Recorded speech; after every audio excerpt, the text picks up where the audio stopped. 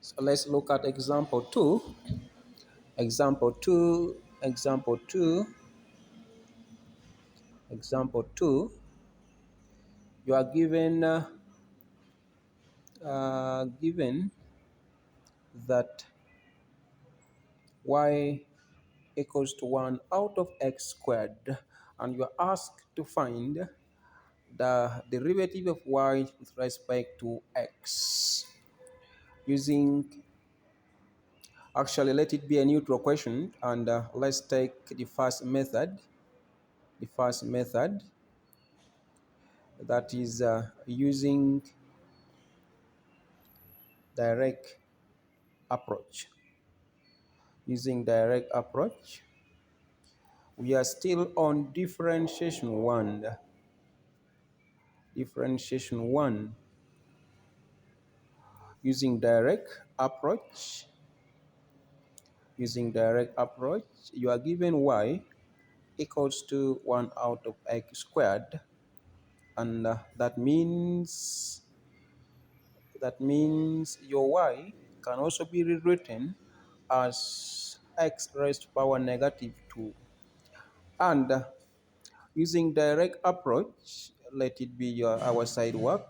Using direct approach, we picked from the concept that says if you are having a variable n, if you have a variable x, it's basically raised to a certain power n, then the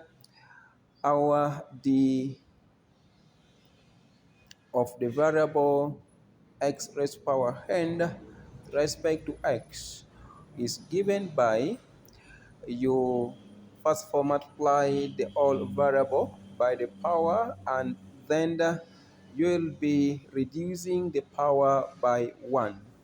That is the theorem of direct approach. Now, if that's the case, then we shall have our n here, for this case, our n equals to negative 2. That means we shall have the y, the x, giving us the derivative of x raised to power negative 2 with respect to x. That means we shall then be having, if we follow this approach, then we shall have derivative of x raised to power negative 2. The x will be giving us, first of all, a negative 2 comes as, or rather is lowered as the coefficient of the variable x, and then you rewrite the same variable x, and you have to reduce this by 1, and that will basically give us negative 2 variable x raised to power negative 3. That means using direct approach, that will be the answer. Therefore, our dy dx of basically y, when y equals to 1 out of x squared, is given as negative 2 x negative 3. So that is the first approach. Now we are going to use the second approach, second method, that is using the approach based on the theorem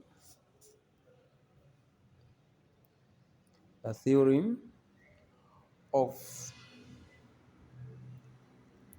the first principle.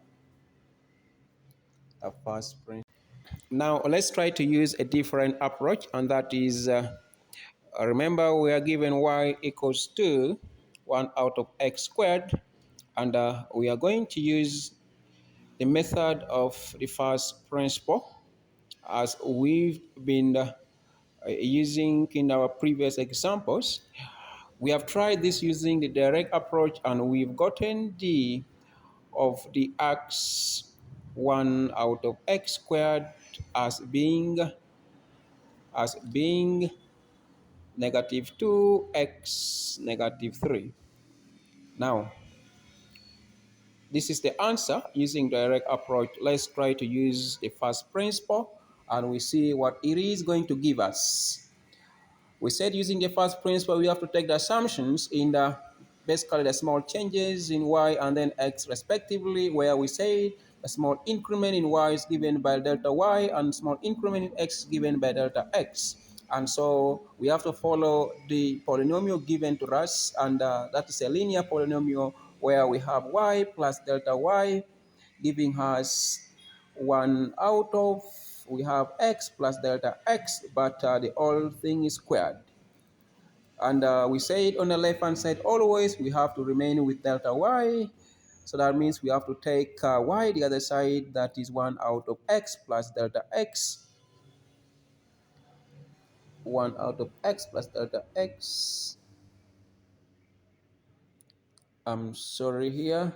Let me rewrite it here. Delta y is giving us 1 out of x plus delta x, everything is squared, minus y, where our y is given by, we have still that, rewriting the whole equation, minus 1 out of x squared.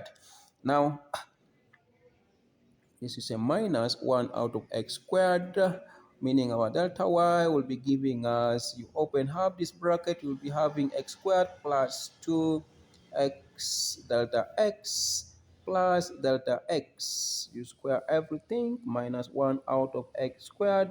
Now on our denominator, we are going to get the LCM, and here our LCM is going to be x squared, open bracket, x squared plus 2x delta x plus delta x squared.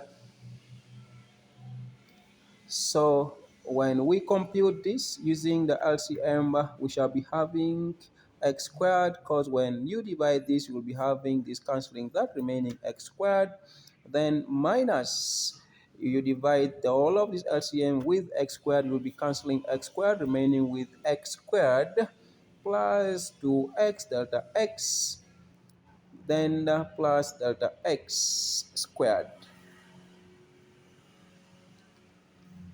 We move on. When we open up our bracket, we shall be having x squared minus x squared minus 2x delta x. Remember, negative is outside, so don't forget with that. Then minus delta x squared divided by x squared times x squared. You have x raised to power 4 plus 2x cubed delta x plus x squared delta x squared.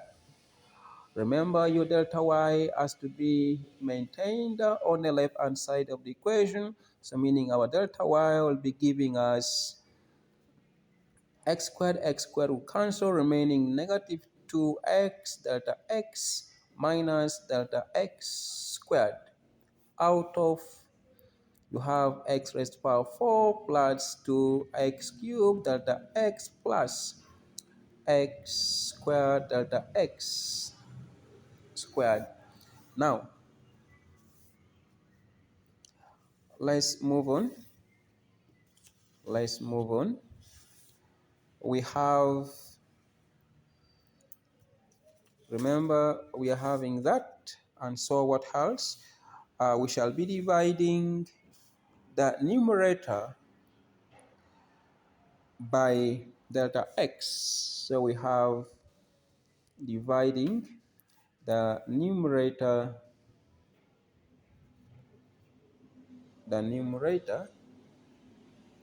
by delta x. We have delta y equals to negative 2x delta x minus delta x squared. You are dividing the whole of this by delta x.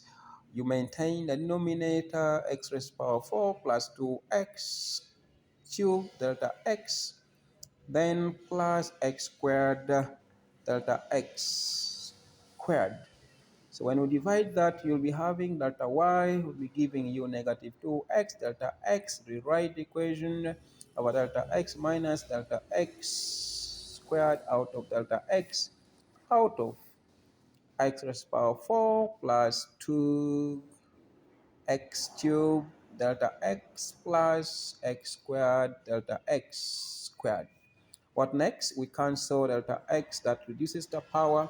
That means we shall then be having delta y giving us negative 2x, then minus delta x out of x raised to power 2 plus 2x cubed delta x, then plus x squared delta x squared.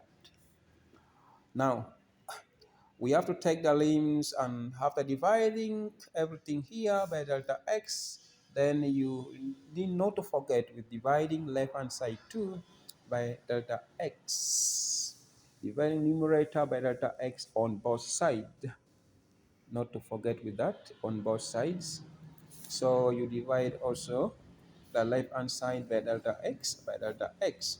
That means now we have to take the limit. Remember, we said we are taking the linearity or the first derivative of what is given to us, and that is the polynomial y equals to 1 out of x squared. The first derivative, we have to take the limits, and so we are going to say as lim delta x tends to 0, then delta y delta x will be tending to dy dx. It has to be dy dx. So that means what next?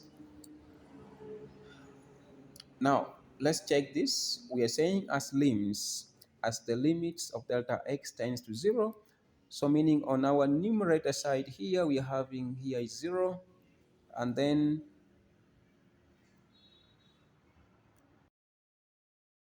now, dear students, you help me and try for me this.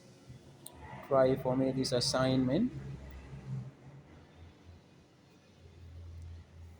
And you are given using both direct and first principle approaches of solving equations. You have to evaluate the following. Part A, y equals to 1 out of x, and part B, you are given y equals to 3x minus 5.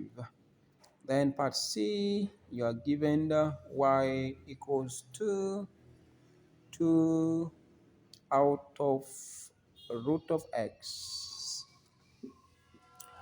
Wish you all the best as we catch up in the subsequent session. Thank you.